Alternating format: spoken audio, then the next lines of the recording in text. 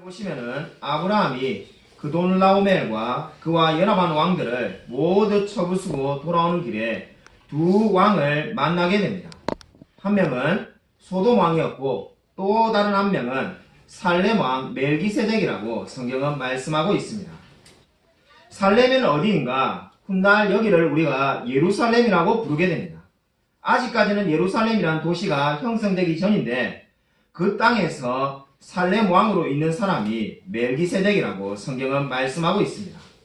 아브라함이 두 명의 왕을 만났는데 성경은 특별히 지금 멜기세덱에게 많은 관심을 보이고 있습니다. 우리가 먼저 멜기세덱을 한번 살펴본다면 18절 말씀에 멜기세덱은 지극히 높으신 하나님의 제사장이었더라 이렇게 말씀하고 있습니다. 우리가 성경을 읽을 때 이러한 평범해 보이는 문장을 결코 그냥 넘어가서는 안 됩니다. 좀 전에 멜기세덱을 어떻게 소개했습니까?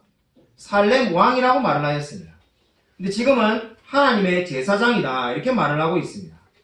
요즘 우리 시대에 투잡을 하는 사람이 많으니까 자합이 두 개 있는갑다 이렇게 생각하는 분은 절대로 성경을 제대로 알 수가 없습니다. 여기에서 의문을 품어야 됩니다. 이미 여러분이 알고 있는 지식으로 의문을 품을 수 있습니다. 우리가 다 소유문답을 배웠는데 소유문답 23문부터 26문을 보면은 어떠한 내용이 나옵니까? 그리스도의 삼중 직분이 나옵니다. 그리스도는 왕과 제사장과 선지자의 역할을 감당한다는 것을 소유문답 23문부터 26문이 말을 하고 있습니다. 예수님은 왕과 선지자와 제사장의 모든 역할을 감당하였습니다. 근데 구약시대는 그렇지가 않았습니다. 왕은 왕의 역할을 하고 선지자는 선지자의 역할을 하고 제사장은 제사장의 역할을 할 뿐입니다. 그렇기 때문에 우리가 그 성경 지식을 가지고 지금 이 말씀을 읽으면 당연히 의문을 품어야 됩니다. 어떻게 멜기세덱은 왕이면서 제사장일 수가 있는가? 여기에 첫 번째 멜기세덱에 대한 의문이 들 수밖에 없습니다. 근데 멜기세덱에 대한 의문이 이뿐만이 아닙니다. 우리가 성경을 읽어보면 어떤 생각이 듭니까? 아브라함이 가나안 땅에 왔을 때 그곳에 다 우상을 섬기는 그저 상수리 나무를 신이라고 말하는 그러한 사람들밖에 없었는데 도대체 멜기세덱은 어떻게 해서 하나님에 대해서 알고 있는가? 그는 누구를 통해서 하나님을 믿게 되었는가? 이러한 의문이 들지 않을 수가 없습니다. 여러분, 멜기세덱은 도대체 누구이며 어떠한 사람일까요? 멜기세덱이라는 이름의 뜻은 의의 왕이라는 뜻을 가지고 있습니다. 그러면 의와 왕이라는 이 사람, 그러면 누구일까요? 유대인들을 보면은 유대인들은 전통적으로 이 멜기세덱을 아브라함과 함께 100년을 살았던 사람으로 생각해 왔습니다. 그래서 유대인들은 한마디로 말해서 셈이 멜기세덱이라고 생각합니다. 창세기 11장에도 나오는 인물 중에 하나인 이 셈은 아브라함의 조상이었고 이 아브라함이 죽은 후에 35년을 더 살았습니다. 그러니까 이러한 해석에 따르면은 셈이 하나님을 아는 것도 아무런 이상한 점이 없고 그리고 아브라함과 만났을 때 모든 장면들이 다 이해가 됩니다. 그렇기 때문에 유대인들은 멜기세덱을 셈이라고 말합니다. 이러한 해석을 지지했던 종교개혁자로는 마틴 루터가 있습니다. 마틴 루터는 멜기세덱이 셈이라고 말을 하였습니다. 그러나 우리가 성경을 읽어보면은 이러한 해석은 옳지 않은 해석임을 알 수가 있습니다. 우리 히브리서 7장 3절을 한번 찾아서 읽겠습니다. 우리 히브리서 7장 3절입니다.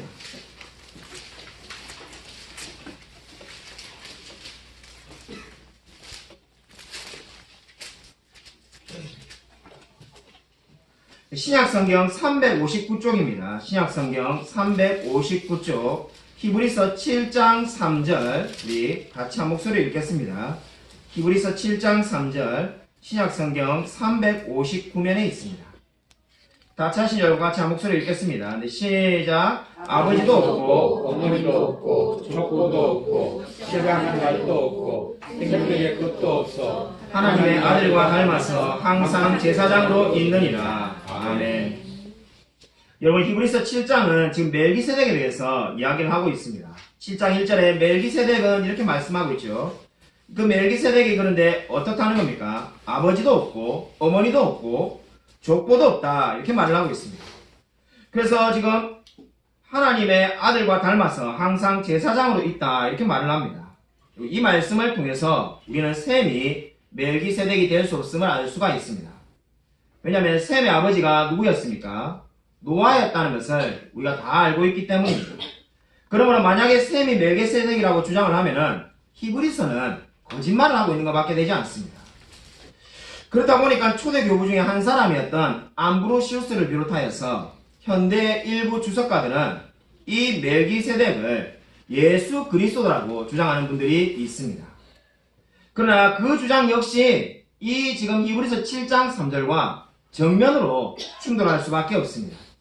왜냐하면 방금 우리가 읽은 7장 3절은 멜기세덱이 하나님의 아들과 닮았다라고 말을 하고 있기 때문입니다. 만약에 멜기세덱이 성육신한 예수 그리스도였다면 하나님의 아들이지 하나님의 아들과 닮았다라고 성경이 표현해서는 안 됩니다. 그뿐만 아니라 히브리서 7장 17절을 한번 보십시오. 한 장 넘기셔서 히브리서 7장 17절을 보면은 예수 그리스도를 멜기세덱의 반차를 따르는 제사장이다라고 분명히 말을 하고 있습니다. 예수 그리스도는 누구냐? 멜기세덱의 반차를 따라간다는 겁니다. 근데 만약에 예수님이 멜기세덱이 되어버리면 어떻게 됩니까? 예수님의 반차를 따라가는 것이 되기 때문에 말 자체가 성립이 안 됩니다. 그러므로 멜기세덱은 성육신한 그리스도가 될 수가 없습니다. 그렇다면 우리가 다시 질문할 수밖에 없는데 도대체 그러면 멜기세덱은 누구입니까? 성경이 정확히 말하고 있지 않기 때문에 정확하게 우리가 누구다라고 말할 수는 없습니다. 우리가 할 수 있는 최선의 대답은 칼빈이 말한 것을 그대로 따르는 겁니다. 칼빈은 멜기세덱을 이렇게 말을 하였습니다. 당시에 그 땅에서 고결하게 신앙을 지키며 살았던 한 사람으로 우리에게 알려지지 않은 사람이다 라고 말을 하였습니다. 그러니까 멜기세덱의 아버지도 없고 어머니도 없다는 말은 진짜 아버지가 없고 어머니 없는 사람이 아닌 초인적인 신이라는 것이 아니라 하나님께서 특별한 섭리를 위해서 그 멜기세덱의 아버지와 어머니를 우리에게 알리지 않았다는 겁니다.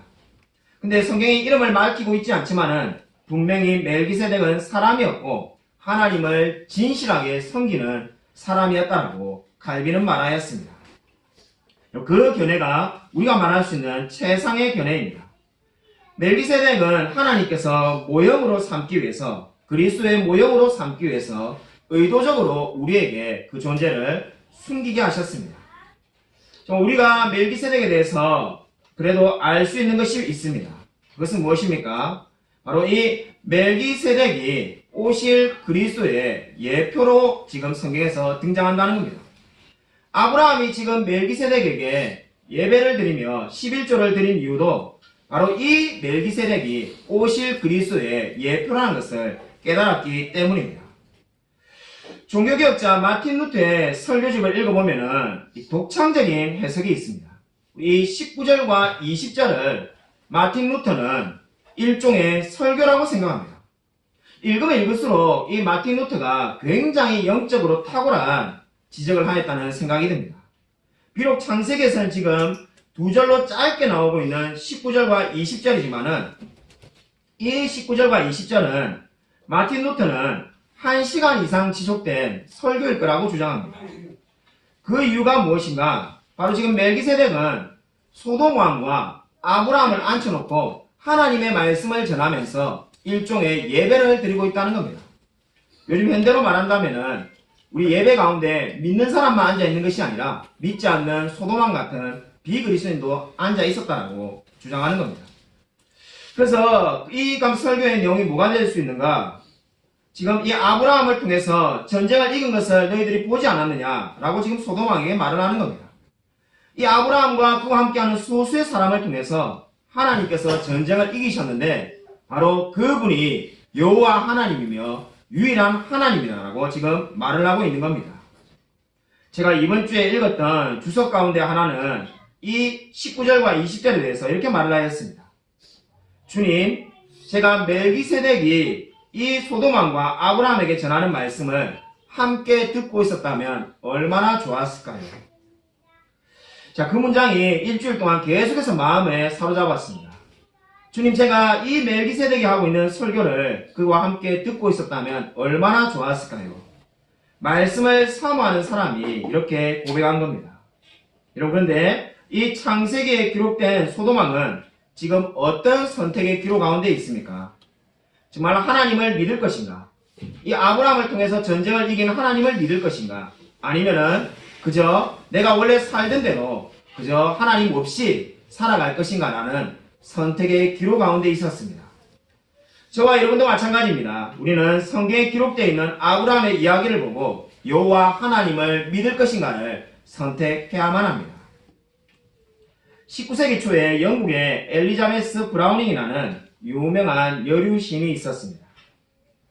부유한 가정에 태어나서 어릴 때부터 언어에 탁월한 재능이 있었다고 합니다. 그녀가 6살 때 시를 썼는데 그 시의 제목이 인간의 억압의 잔인상에 관하여라는 제목이었습니다. 예, 우리 벌써 그죠? 성도님 설교를 열심히 들은 분들은 지금 방금 웃었습니다. 예, 나도 그 정도 쓰겠는데 이래 말하는 분은 설교를 지금 잘못 듣고 있는 겁니다. 6살짜리가 인간의 억압의 잔인상에 관하여 이렇게 썼습니다. 제가 참 이거를 보면서 어떤 생각이 있냐면은 6살짜리가 어떻게 이런 단어를 쓸 수 있는가? 당시의 사람들도 다 그렇게 생각했습니다. 6살짜리가 이런 단어를 어떻게 쓸 수 있는가? 이 천재였던 엘리자베스 브라우닝이 15살이 걸렸을 때 척추가 손상되는 병에 걸려가지고 일어날 수가 없는 그러한 상황이 되었습니다. 이제 한평생을 침대에 누워서 보내야 되는 그 병에 걸리게 되었습니다. 알고 보니까 그 병이 다른 자매들도 다 걸려서 유전이라는 것을 알게 되었습니다. 이 유전으로 인해서 이제 한평생을 들어누워 있어야 되는데 20대 중반에 또 엘리자베스 브라우닝이 시집을 냈는데 역시나 큰 성공을 거두게 되었습니다. 그 시집을 보고는 로버트라는 남자가 반해가지고 이 엘리자베스에게 연애편지를 보내기 시작합니다. 둘이 연애편지를 계속 주고받았는데 그 주고받던 연애편지를 책으로 출간하였습니다. 그 책도 큰 성공을 거두게 되었습니다. 결국 남자였던 이 로버트가 엘리자베스 브라우닝에게 이제 결혼을 하자고 청혼을 합니다. 그때 엘리자베스의 나이가 39살이 되었는데 이제 결혼을 하려고 하니까 아버지가 반대합니다. 너는 한평생 누워있을 수밖에 없는데 너가 무슨 결혼을 하냐라고 생각하며 결혼을 반대하게 됩니다. 그러면서 이 엘리자베스와의 모든 연락을 다 끊어버리고 결혼식장에도 오지도 않고 딸에게 죽을 때까지 아무런 유산을 주지 않았다고 합니다. 결혼을 한 이 엘리자베스는 10년 동안 매일마다 아버지에게 편지를 써서 보냈다고 합니다. 그 편지의 내용은 어떻게 하지 화목하게 지내자. 아버지 옛날로 돌아가고 싶습니다. 저와 같이 화해하며 삽시다라는 편지의 내용을 매일마다 10년 동안 보냈다고 합니다. 10년 뒤에 아버지로부터 아버지가 죽었다는 소식과 함께 큰 상자가 하나 배달되어 왔습니다. 그 상자가 뭔가 싶어서 열어보니까는 이때까지 보내었던 모든 엘리자베스 브라우닝의 편지가 그 안에 뜯어지지도 않은 채 그대로 동봉되어 있었다고 합니다. 그것을 통해서 이 엘리자베스가 울 수밖에 없었던 이유는 만약에 그 아버지가 편지를 하나만이라도 뜯어보았다면 어떻게 되었겠습니까? 엘리자베스와 화해하며 남은 인생을 즐겁게 보낼 수 있었습니다. 그러나 결코 그 어떠한 편지도 뜯지 않았다고 합니다.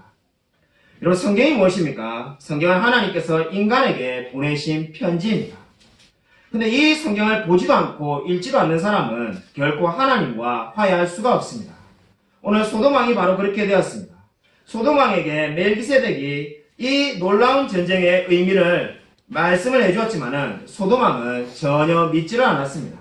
그의 관심은 이제 21절이 보이는 것처럼 다른 데 있었습니다. 자신이 가지고 있는 그 재물들을 다시 돌려받는 것만이 그의 관심사였지 하나님에 대해서는 아무런 관심이 없었습니다. 여러분, 오늘 성경 말씀을 보면은 아브라함은 11조를 멜기세덱에게 주었습니다. 아마도 같이 옆에 있었던 소돔왕은 이해를 못했을 겁니다. 전쟁은 아브라함이 했는데 왜 멜기세덱에 아브라함이 11조를 드리는가? 너무나 이상하지 않습니까? 차라리 멜기세덱이 아브라함에게 11조를 주면 몰라도 전쟁을 아브라함이 고생을 하고 전쟁에서 다 이겼는데 아브라함이 아무런 전쟁에 관여하지 않은 멜기세덱에게 11조를 드리고 있습니다. 여러분, 이 의미는 무엇입니까? 멜기세덱이 하나님께서 보내신 사람이란 것과 모든 전쟁에서 승리하게 하신 것이 하나님의 은혜임을 지금 고백하고 있는 겁니다. 우리 시대에 이 11조가 폐지되어야 된다라고 주장하는 분들도 많이 있습니다. 그분들이 한결같이 주장하는 내용을 보면은 그 핵심이 율법이 폐지되었으니 11조도 마땅히 폐지되어야 된다라고 주장합니다. 그러나 오늘 성경 말씀을 보면은 11조는 율법 시대에 제정된 것이 결코 아닙니다. 여러분, 율법이 언제 생겼습니까? 출애굽기에 모세 시대에 제정된 겁니다. 근데 지금 훨씬 전에 아브라함이 지금 멜기세덱에게 11조를 드렸다라고 성경은 말씀하고 있습니다. 이 아브라함이 멜기세덱에게 11조를 드린 것은 아직 율법이 제정되기 전이었습니다. 그러므로 율법이 폐지되었으니 11조도 당연히 폐지되어야 된다는 주장은 근거가 없습니다. 여러분, 왜 아브라함이 11조를 드렸습니까? 아브라함이 11조를 드린 이유는 나는 물질의 노예가 아니며 나는 하나님의 노예입니다라는 고백이 그 가운데 들어있는 것입니다. 저와 여러분이 예배 때마다 헌금을 드리는 이유도 마찬가지입니다. 나는 비록 세상에서 내가 힘을 빠지게 정말 힘을 쌓아서 돈을 벌지만은 나는 돈에 따라 사는 사람이 아니다라고 고백하는 겁니다. 저는 하나님의 말씀으로 사는 사람이라는 고백이 저와 여러분이 드린 헌금 속에 들어있습니다. 20세기 초에 네오나르도 울리라는 경이 발굴단을 데리고 갈대아 우르라고 예측되는 곳에 가서 이 모래를 파고 발굴을 하기 시작했다고 합니다. 발굴을 성공했는데 그곳에 그 시대에 최고로 앞서가는 최첨단 문화도시가 바로 갈대아 우르라는 것을 발견하게 되었습니다. 근데 그 더 놀라운 것을 알게 되었는데 그 신전이 발굴되었는데 그 신전이 바로 난나르라는 달신을 섬기는 신전이라는 것을 알게 되었습니다.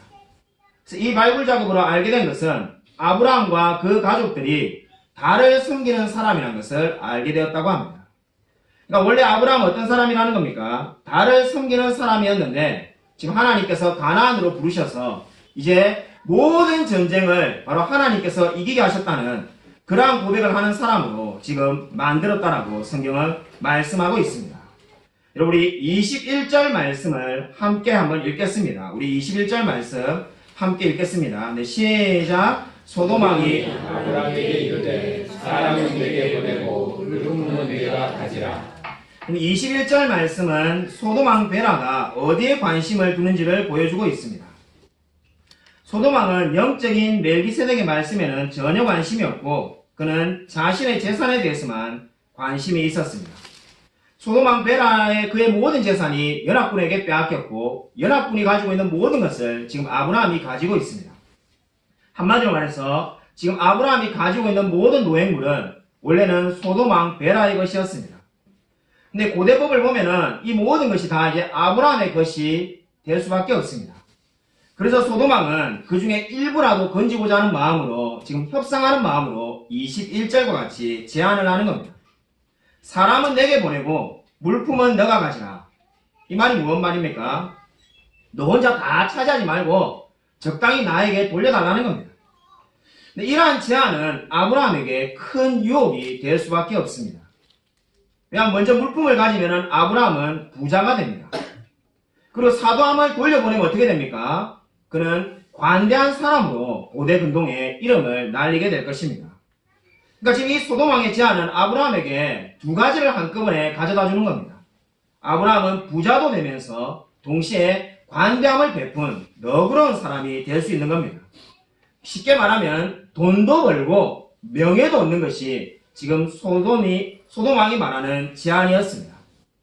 이러한 솔깃한 제안에 대해서 아브라함이 어떻게 대답합니까? 여기 22절과 23절을 함께 읽겠습니다. 우리 22절, 23절을 같이 한 목소리로 읽겠습니다. 네, 시작. 아브라함이 소돔왕에게 이르되 천지의 주제이시여 지금부터 부신 하나님 여호와께 내가 손을 들어 맹세하노니 내 말이 내가 아브라함으로 치부하게 하였다 할까 하여 내게 속하는 것은 신 한 오락이나 들매끈 한 가닥도 내가 가지지 아니하리라. 아멘. 여러분, 아브라함은 놀랍게도 소돔왕의 제안을 받지 않기로 결정하였습니다. 굉장히 합리적이고 좋은 결정을 지금 소돔왕이 제안한 것 같은데 아예 아무것도 안 받겠다는 겁니다. 왜 이렇게 많은 것을 얻을 수 있는 기회를 아브라함은 포기하고 있습니까? 그 이유가 바로 23절에 나옵니다. 내 말이 내가 아브라함으로 치부하게 하였다 할까 하여 이런 말입니다. 그러니까 그 물건을 받으면은 이제 어떻게 소문이 날 수밖에 없습니까? 소돔 왕이 많은 사람들에게 내가 아브라함을 부자로 만들어 주었다 이렇게 말하고 다닐 것이 뻔하기 때문입니다. 근데 아브라함은 그 말을 듣고 싶어 하지 않는다는 겁니다. 왜냐하면 하나님께서 나에게 필요한 모든 것들을 다 복 주실 것을 믿기 때문입니다. 그렇기 때문에 아브라함은 지금 이 소돔 왕이 제안한 그 모든 제안들을 다 거절하고 있습니다. 그 전리품을 준다고 말하지만은 나는 이제 아무것도 받지 않겠다라고 말을 하고 있습니다. 여러분, 아브라함이 얼마나 단호하게 말하는지 한번 보십시오. 내게 속한 것은 시로락이나 들매끈 하나라도 내가 가지지 아니하리다 이렇게 말합니다. 여러분, NIV 성경을 보면은 시로락이나 들매끈을 모두 nothing이라는 표현으로 두 번에 걸쳐서 표현하고 있음을 알 수 있게 됩니다. 그러니까 지금 아브라함이 어떻게 말을 한다는 겁니까? NIV 성경에 따르면은 필요 없다, 필요 없다, 아니다, 아니다라고 담대하게 그렇게 말을 하는 겁니다. 그냥 한 번 거절하면은 혹시 아브라함이 뭔가 더 받고 싶어서 그렇게 말하는가라는 오해를 사지 않기 위해서 아브라함이 절대로 아무것도 가지지 않겠다라고 nothing이라는 표현을 두 번씩 지금 반복하며 소돔 왕의 제안을 거절하고 있습니다. 여러분, 오늘 이 아브라함의 한번 고백을 보십시오. 아브라함이 야, 너가 그런 거 안 줘도 나도 저 헤브론에 많은 걸 가지고 있으니까 필요 없다 이렇게 말하지 않았습니다. 또는 내가 나중에 필요하면은 그때 너에게 연락을 주마 이렇게 말하지도 않았습니다. 그냥 필요 없다고 말하면서 아예 선택을 하지 않고 있습니다. 여러분, 이 모습이 무엇을 보여줍니까? 이제 아브라함은 모든 것이 하나님의 은혜로 채워짐을 아는 사람이라는 것을 성경이 말을 하고 있습니다. 한마디로 말해서 내가 이 소돔 왕이 주는 이 기회를 놓치면은 내가 가난하게 살아가는 것이 아니라 비록 이 기회를 놓쳐도 하나님이 나에게 필요한 것을 필요한 때에 하나님의 은혜로 주실 것임을 아브라함이 믿고 있음을 성경은 말씀하고 있습니다. 여러분, 아브라함이 어떻게 해서 이런 믿음을 배웠겠습니까? 애굽 땅에 내려가서 기근을 당하여서 자신이 그 실수한 그 모든 과정을 통해서 이제 아브라함은 더 성화되어지며 더 하나님을 알아가는 사람으로 지금 세움을 받고 있습니다. 여러분, 이 동일한 믿음을 가지십시오. 하나님이 저와 여러분의 필요한 모든 것들을 다 채워주십니다. 아멘. 저는 이 말씀을 설교 준비하면서 무디 목사님의 한 설교가 떠올랐습니다. 제가 한 15년 전에 읽었는데 무디 목사님의 썼던 오래전에 읽었던 설교집에 이런 내용이 있습니다. 무디 목사님의 설교집에 이런 말이 나오는데 영국에서 걸어다니는 사람은 가난한 사람이라는 뜻입니다. 이렇게 무디 목사님의 설교의 내용입니다. 제가 말하는 게 아니라 영국에서 걸어다니는 사람은 가난한 사람입니다. 마차를 타고 다니는 사람은 조금 나은 사람입니다. 뒤에 시종을 한 명 더 거느리고 있는 사람은 좀 더 부자입니다. 근데 만약에 마차를 타고 다니는데 뒤에 시종이 2명 있으면은 분명히 부모로부터 많은 유산을 받은 사람입니다. 이렇게 설교하는 내용이 나옵니다. 그러고 난 다음에 뭐라고 말하냐면은 그렇다면은 저와 여러분은 그리스도인은 모두가 부자입니다. 그렇게 말씀하면서 시편 23편 6절을 암송합니다. 나의 평생에 선하심과 인자심이 정녕 나를 따르리니. 여러분, 이 말씀 믿으십니까? 이렇게 말씀을 합니다. 이 말씀의 의미가 뭡니까? 무디 목사님의 설교의 내용은 영국의 당시에 제일 부자는 마차를 타고 시녀가 2명이 따라오는 사람인데 우리 그리스도인들은 어떻게 하는 겁니까? 내 평생에 나의 길을 늘 따라오는 2가지가 있는 게 바로 여호와의 인자하심과 선하심이 늘 따라온다는 겁니다. 그렇기 때문에 우리는 부자라는 겁니다. 여러분, 그 제가 설교가 떠올랐습니다. 놀라운 신앙 고백이지 않습니까? 우리가 정말 이러한 신앙만 고백만 있다면은 우리가 아무리 가난하게 살고 내가 정말 심지어 실직을 당하고 정말로 아무리 어려운 순간이 온다 하더라도 우리가 늘 감사하며 기뻐하며 살 수 있을 것입니다. 여러분, 동일한 고백이 여러분 마음 가운데 있기를 소원합니다. 나의 평생의 선하심과 인자하심이 나를 끝까지 쫓아온다라는 그 시편의 말씀이 저와 여러분의 고백이 되어지기를 주님의 이름으로 간절히 축원드립니다. 아멘. 여러분, 동일한 고백이 바로 아브라함의 삶에 있었습니다. 여러분, 아브라함은 지금 내가 너 아니라도 이미 부자다 이렇게 말하고 있지 않습니다. 그가 그렇게 그 모든 것이 필요 없다, nothing이라고 말할 수 있었던 근거는 바로 하나님의 인자하심과 선하심이 나를 쫓아온다는 것을 믿기 때문이었습니다. 여러분, 이 믿음 가지고 살아가시기 바랍니다. 제가 목회를 한 지 이제 거의 20년이 다 돼갑니다. 엊그제 신학교 입학해가지고 신학교 기숙사에서 누워 자고 공부한 것 같은데 벌써 20년이 다 돼갑니다. 제가 언제부턴가 모르겠지만은 좋은 교회가 되기 위해서는 두 종류의 사람이 있어야 된다는 것을 깨달게 되었습니다. 그 두 종류의 사람이 뭔가? 첫 번째, 예수를 믿지 않는 사람이, 거듭나는 사람이 반드시 있어야만 합니다. 만약에 어느 교회가 10,000명이 모여도 아무도 거듭나는 사람이 없다면 그 교회는 절대로 좋은 교회가 될 수가 없습니다. 반드시 교회는 믿지 않는 영혼이 거듭나는 교회가 되어야만 합니다. 그런 의미에서 저는 늘 하나님과 그리고 우리 성도님들께 감사하고 있습니다. 우리 교회가 비록 작은 교회지만은 지난달에도 세례를 주었고 또 앞으로 지금 세례 받을 분이 기다리고 있습니다. 이 얼마나 감사한 일입니까? 두 번째로 좋은 교회가 되기 위해서는 전적으로 헌신된 사람이 있어야만 합니다. 오늘 창세기에 나오는 아브라함처럼 세상의 원리를 따라 살지 않고 하나님의 말씀만 의지하며 살아야 될 사람이 반드시 있어야만 합니다. 좋은 교회가 세워지기 위해서는 내가 정말 이 아브라함같이 이제 오직 주님만 바라보며 살겠다고 헌신하는 자들이 필요합니다. 그래서 우리 교회도 이번 주부터 순장 공부를 시작하기로 하였습니다. 여러분, 우리 교회에 수많은 헌신된 일꾼들이 가득 차는 교회가 되기를 주님의 이름으로 간절히 축원드립니다. 예전에 우리 동생과 전화통화를 한 적이 있었습니다. 제가 예전에 토요일 날 좀 일찍 교회에 출근해서 말씀을 준비하려고 7시 반에 나왔는데 동생이 전화가 왔습니다. 전화가 왔는데 동생이 출근을 하러 간다는 거예요. 그래서 내가 왜 지금 이렇게 일찍 교회 출근하냐니까 제가 말을 잘못 알아들어가지고 출근이 아니고 퇴근을 한다는 거예요.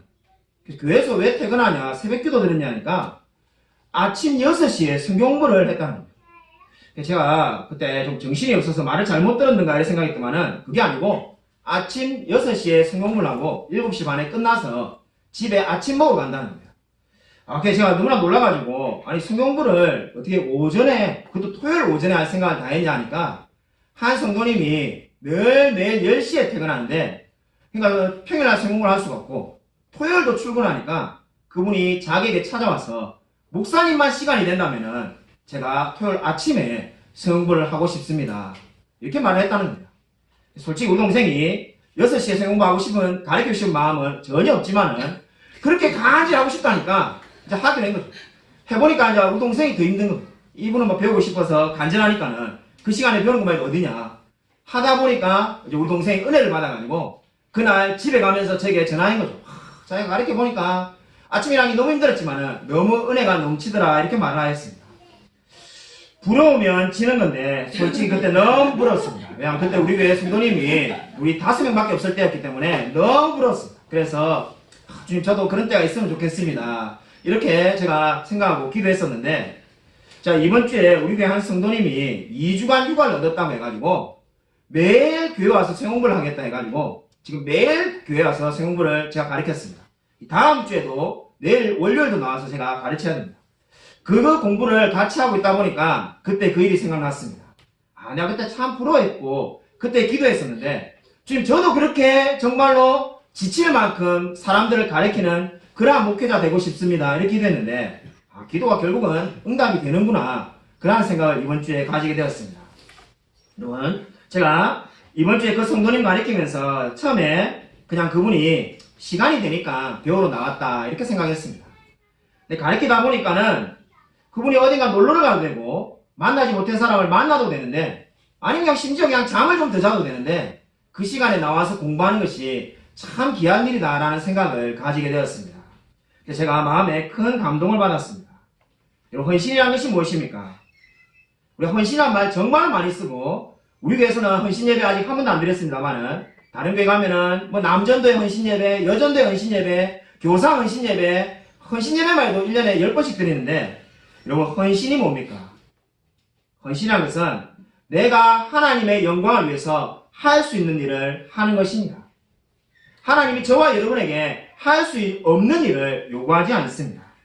저와 여러분이 할 수 있는 그 조그만한 일을 위해서, 그 조그만한 일을 통해서 하나님께 영광 돌리는 것이 헌신이 되겠습니다. 그러면 저와 여러분이 지금 하고 있는 일이 교사를 가르치든 아니면 우리가 설거지를 하고 있든 아니면 밖에서 안내를 쓰고 있든 그 어떠한 일을 하든지 간에 그 모든 일이 하나님이 보시기에 가장 귀한 헌신이 되겠습니다. 여러분, 우리의 이 작은 섬김을 통해서 내 옆에 있는 지체가 하나님을 더 알아간다면 이보다 더 귀한 일이 어디에 있겠습니까? 일본에 니시무라 히사조라는 그리스인이 있었습니다. 2차 세계대전이 끝나고 일본이 굉장히 어려울 때 이분이 원래 중고등학교 선생님이었습니다. 근데 이 그리스인이 교사를 그만두고 빵집을 운영하게 되었습니다. 그것이 잘 돼가지고 분점을 여러 개 내게 되었습니다. 나중에는 이제 빵 공장까지 세우게 되면서 큰 부자가 되게 되었습니다. 당시에 일본의 상황이 패전부여서 너무나 어려웠는데 그 어려웠던 사람들이 다 이렇게 니시무라 히사조에게 찾으러 오는 사람들이 많았다고 합니다. 그래서 그 도와달라고 오는 분들에게 이 히사조가 한 사람도 빠짐없이 다 도와주었다고 합니다. 병원비가 없다고 찾아온 사람에게는 병원비를 도와주고 고아들에게도 도와주고 과부들도 도와주고 많은 사람들을 도와주고 심지어 조선 사람들까지도 도와주었다고 합니다.